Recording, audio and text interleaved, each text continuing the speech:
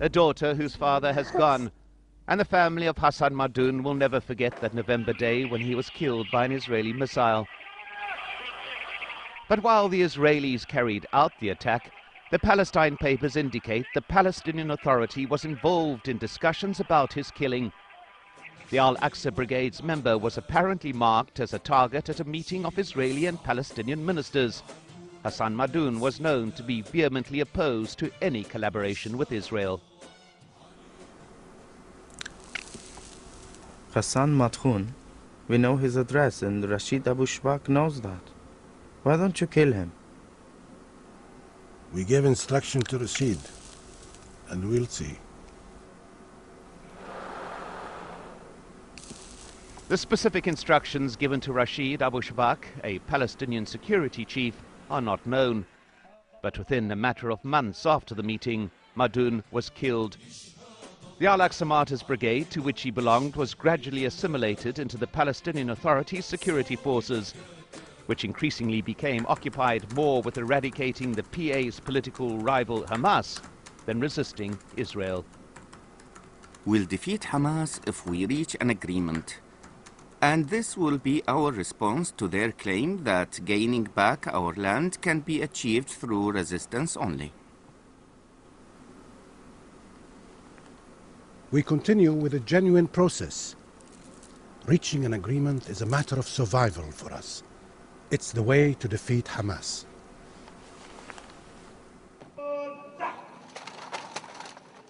The US, which lists Hamas as a terrorist organization, poured vast amounts of money into training and equipping the Palestinian Authority's security forces. And Palestinian security officers were happy to ask the Israelis for weapons that had been used against them in the past. There's also the request for tear gas canisters. You previously gave us these back in '96. What do you need them for? Riot control. We want to avoid a situation where the security agencies may be forced to fire on unarmed civilians.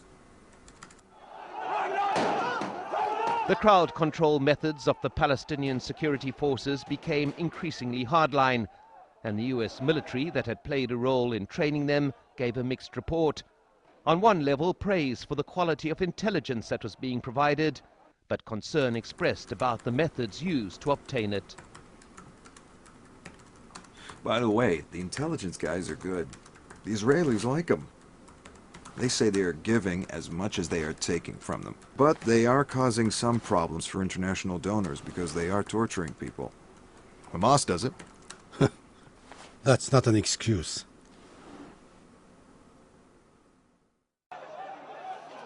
The Palestinian Authority, though, was intent on demonstrating it would maintain what it called order. But the cost was high. We have had to kill Palestinians to establish one authority, one gun, and the rule of law. We continue to perform our obligations. We have invested time and effort and even killed our own people to maintain order and the rule of law. Here in a Gaza that remains under Israeli siege, the words of Palestinian negotiators in the West Bank appear deeply remote.